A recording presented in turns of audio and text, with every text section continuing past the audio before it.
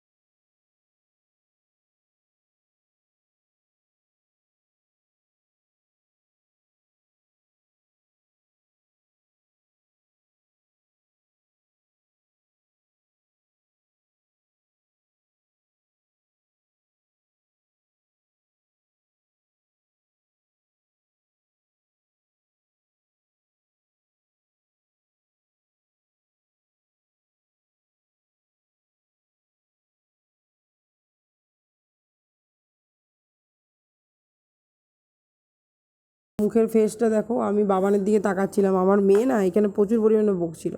বাথরুমের লাইটটা জ্বালা ছিল, সেই জন্য বাথরুমের লাইটটা কে জ্বেলেছে, কেন বন্ধ করনি, আমি হলে তো বেশ বলতে এই করতে এই সব বকছিল। আমি তখন বারণ করছিলাম, বললাম যে বাবা এরকম কেন বকছিস, একটু চুপ কর না, এত কেন বকিস, এটাই ওকে বলছিলাম। আর যাক, একটা ভালো জিনিস শিখেছে, এটাও জানে যে কারেন্ট নষ্ট করা আর জল নষ্ট করাটা উচিত নয়। কারণ কারেন্ট যদি ধরো পাখা টাকা চালানো থাকে না, ওগুলো বন্ধ করে দেয়। ওর যদি সুইচে হাত যায়, ওর কিন্তু বন্ধ করে দেয়। তো এইটাও শিখে গেছে। এই জন্যই বলছিল বারবার যে কে করেছে কে করেছে। আমি বললাম যে দাঁড়া, একটু বকাটা কম কর। তারপরে আবার আস্তে আস্তে চুপ করে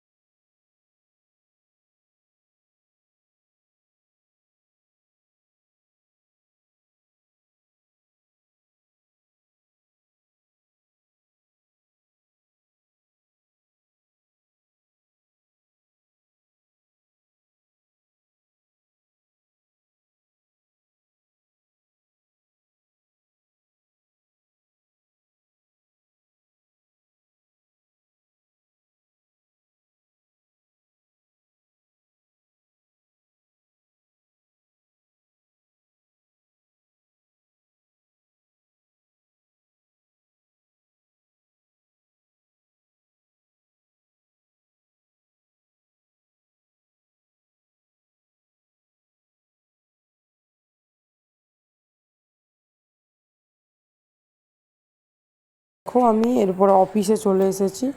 এটা হচ্ছে অফিসে লাঞ্চ করে খেয়ে মানে লাঞ্চ করে একটু সময় পেয়েছিলাম, সেটাই ঘুরছিলাম।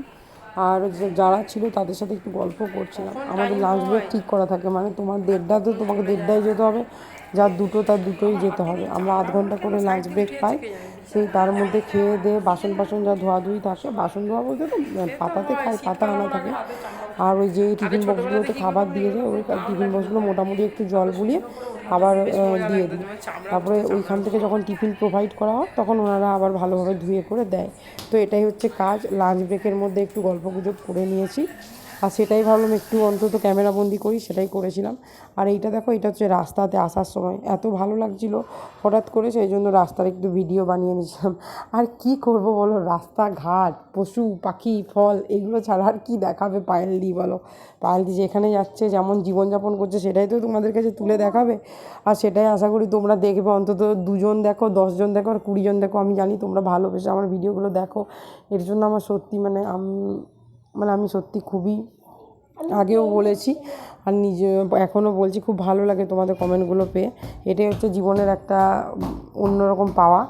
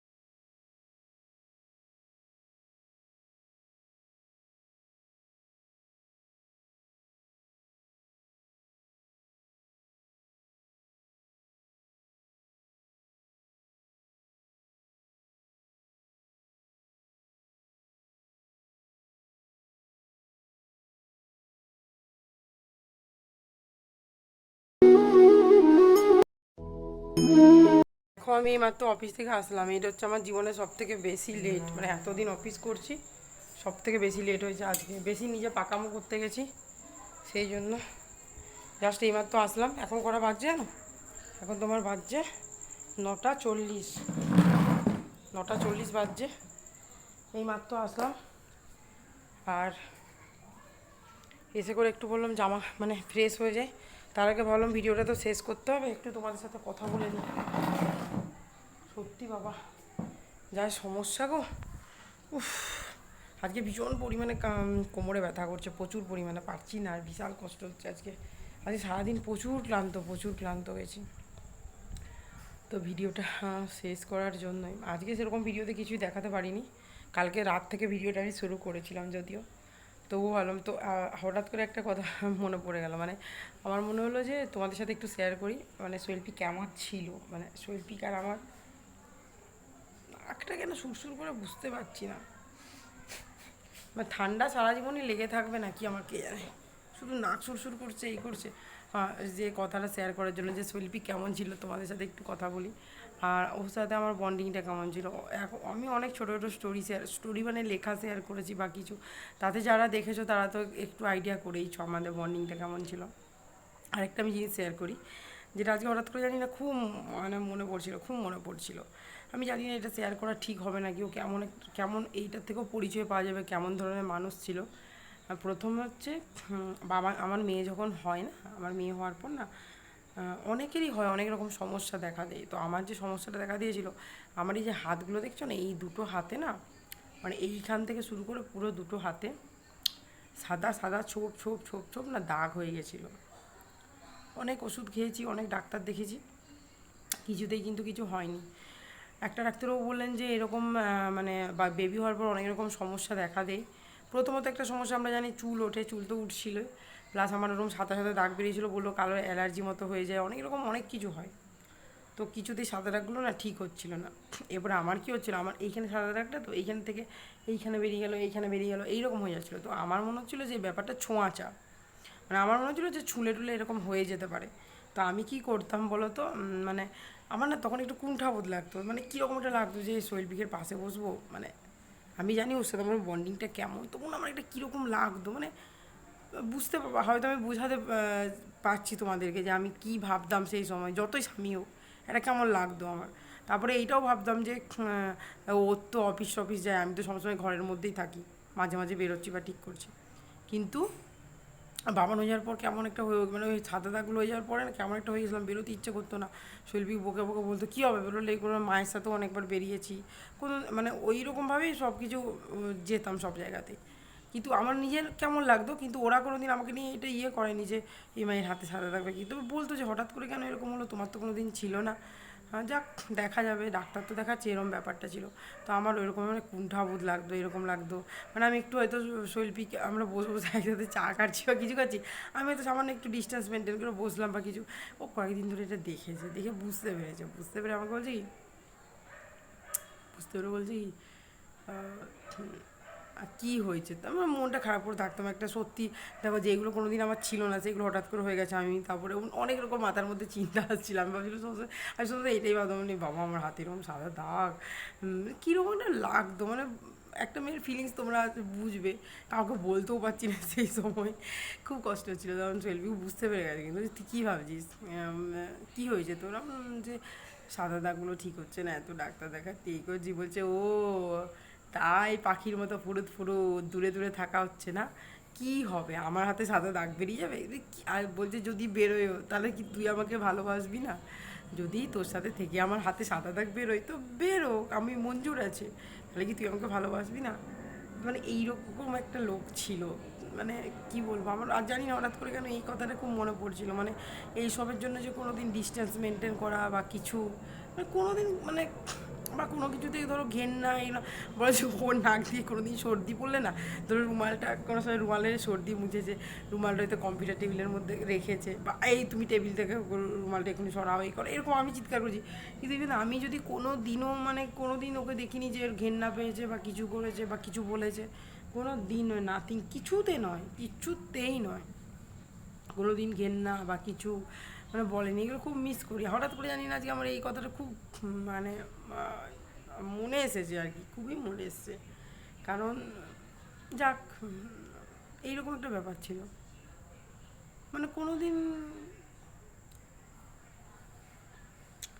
তো চলো আর একটা ছোটো তোমাদের সাথে শেয়ার করলাম যে শৈল্পী কী রকম ধরনের মানুষ ছিল, আর তোমাদের সাথে সেটা শেয়ার করলাম, আমি হীনমন্যতায় পুরো ভুগছিলাম, আর দেখবে একটা মানুষকে না, মানে সত্যি কথা পরে কি বাচ্চা হওয়ার পর প্রচুর পরিমাণে মুড মানে অন্যরকম, আমি যেটা ফেস করেছি মুড অন্যরকম হয়ে যাচ্ছে, সেই সময় একটু ঘরের মধ্যেই থাকতে হয়, কারণ সেই সময় বাচ্চাদের বাইরে বেরিয়ে ধুলো বাইলি তুমি, আর বাচ্চাকে রেখেও তুমি যেতে পারবে না, কারণ অনেক মারা এখন যায়, সেটা বাদ দাও, আমি যেতাম না, কেন কি বাবানটাকে সেই সময় আমার বাচ্চাটা তো মেন ছিল, তো একটা অন্যরকম মানসিক অবস্থা আমার মানে হয়তো ক্রিয়েট হয়ে যাচ্ছিলো, সেই সময় বুঝতে পেরে ও যেভাবে আমাকে সাপোর্ট করেছিল বা যেভাবে হাল ধরেছিল, সেটা মানে বলার কিছু রাখে না, তো এই সবই তোমার সাথে শেয়ার করলাম।